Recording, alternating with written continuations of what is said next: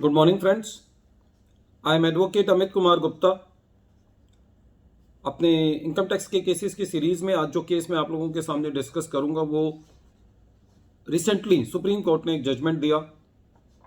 ये जजमेंट 3 दिसंबर 2021 को आया और केस का नाम है CIT Mumbai versus Reliance telecom limited. दोस्तों, ये जजमेंट हमारा जो पूरा लिटिगेशन सिस्टम है फिस्कल लॉस के अंदर, ये उस सिस्टम के ऊपर एक बहुत ही बड़ा प्रश्न चिन्ह है। और इस केस के अंदर जो सुप्रीम कोर्ट ने डिसीजन दिया वो इतना वेलकम डिसीजन है और जिससे ये पता चलता है कि जो लोअर अथॉरिटीज़ हैं या जो लोअर अपीलेटी अथॉरिटीज़ हैं वो किस तरीके से अपनी पावर्स को यूज़ करती हैं और जिससे एसएससी के लिए एक ऐसी परिस्थिति पैदा हो जाती है कि वो अपने राइट के लिए कितने लंबे लंबे समय तक वो लड़ता है। इस केस के फैक्ट्स इस तरीके से हैं। एसएससी ने एक सॉफ्टवेयर परचेज किया कोई, और उस सॉफ्टवेयर परचेज करने पर एसएससी को ने ये एप्लीकेशन लगाई आईटीओ साहब के पास कि इस पे मुझे टीडीएस काटना है या नहीं काटना, क्योंकि सेक्शन 9 सबसेक्शन 1 क्लॉज 6 के अंदर कोई बदलाव आया था जिसके अंदर ये कहा गया था कि जो सॉफ्टवेयर परचेज है उसको रॉयल्टी माना जाएगा और रॉयल्टी के ऊपर टीडीएस होता है। असेसिंग ऑफिसर साहब ने एसएससी को ये कहा कि ये इसके ऊपर आपको 10% टीडीएस काटना है। एसएससी ने अपना टीडीएस काट लिया और उसके बाद CIT अपील के पास एप्लीकेशन लगाई कि जो ऑर्डर असेसिंग ऑफिसर ने पास किया था उसके अगेंस्ट कि भाई यहाँ पे टैक्स बनता है या नहीं बनता। CIT अपील ने एसएससी को रिलीफ दे दिया। डिपार्टमेंट ITAT गया और ITAT ने CIT अपील के ऑर्डर को रिवर्स कर दिया।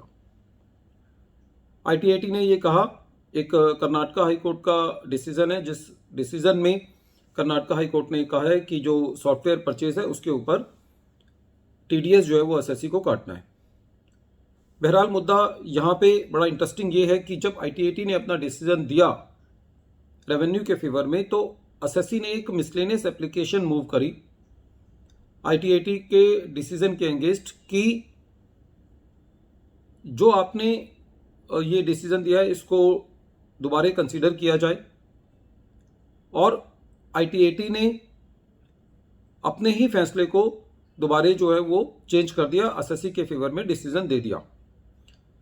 जो मिसलेनियस एप्लीकेशन के अंदर ITAT अपना डिसीजन जो है वो मिस्टेक अपरेंट फ्रॉम रिकॉर्ड यदि कोई है तो उसी को ठीक कर सकती है, लेकिन यदि मेरिट्स के ऊपर कोई चेंज करना है तो वो चेंज नहीं कर सकती। ये एक रूल है सेक्शन 254 सबसेक्शन 2 का, और यही सुप्रीम कोर्ट ने दोबारा इस बात को इस डिसीजन के अंदर कहा है।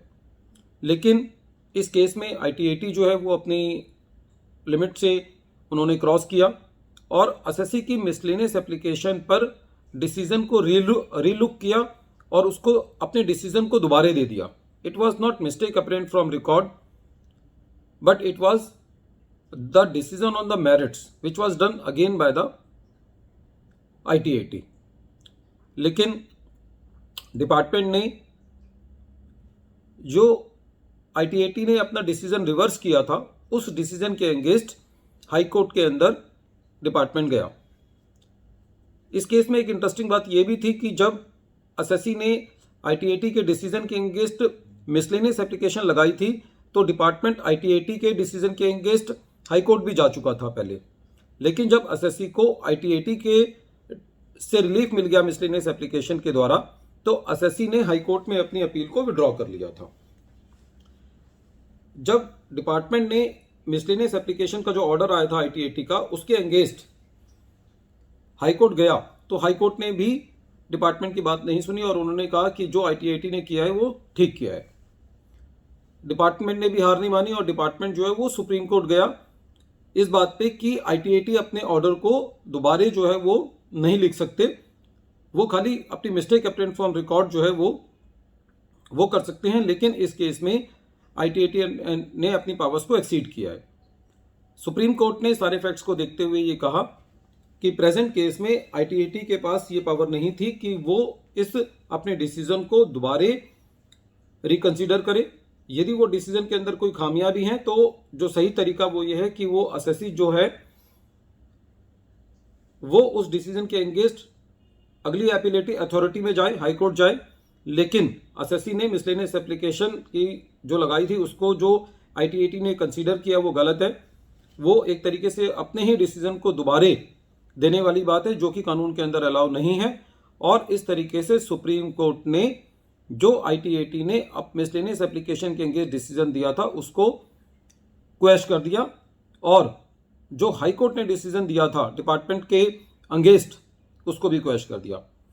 अब इस पूरे प्रोसीजर में ये हुआ कि असेसी जो है उसके पास ये ऑप्शन बच गया कि जो ITAT ने अपना पुराना डिसीजन दिया था उस पुराने डिसीजन के अगेंस्ट जो है वो दोबारा हाई कोर्ट में अपील दायर करे। और सुप्रीम कोर्ट ने इस डिसीजन में कहा कि जो भी ये डिले हुआ है इसको डिले नहीं माना जाएगा और असेसी जो है वो अब अपना हाई कोर्ट जा सकता है। फ्रेंड्स, इस टाइप के केसेस से एक बड़ा जो पेन है वो ये निकल के आता है कि हमारे देश के अंदर एक पॉइंट पर कितनी लंबी लड़ाइयां लड़नी पड़ती हैं और जहां से एसएससी शुरू होता है वहीं पर एसएससी जो है वो पहुंच जाता है। तो कोई एक ऐसा लॉ जो है गवर्नमेंट को लाना चाहिए कि यदि किसी केस में इतनी लंबी लिटिगेशन चल रही है और जिस फॉरम के ऊपर वो केस आखिरी के अंदर है वही फॉरम यदि उसको डिसाइड कर दे तो एसएससी जो है वो इस लिटिगेशन पॉइंट से बच सकता है। बहरहाल इस केस के अंदर एसएससी ITAT से जीतने के बाद भी जब डिपार्टमेंट हाई कोर्ट हारा और सुप्रीम कोर्ट ने फिर दोबारा एसएससी को उसी पोजीशन पर ला करके खड़ा कर दिया। लेकिन सुप्रीम कोर्ट का डिसीजन बहुत ही वेलकम डिसीजन है, क्योंकि लॉ पॉइंट पे बिल्कुल ठीक है कि ITAT जो है वो अपने ही डिसीजन को दोबारा नहीं दे सकते। यदि डिसीजन के अंदर कोई खामियां हैं तो उसका तरीका यह है कि एसएससी जो है वो उस डिसीजन के अगेंस्ट जो है वो अगली कोर्ट के अंदर जाए। केस का नाम एक बार फिर मैं रिपीट कर रहा हूं, केस का नाम है CIT Mumbai versus Reliance telecom limited और ये केस सुप्रीम कोर्ट ने बहुत रीसेंट जजमेंट है 3 दिसंबर 2021 को डिसाइड किया। Friends, at the end of this video I appeal to you that you subscribe my channel and press the bell icon so that you may receive the future notifications. Thank you friends.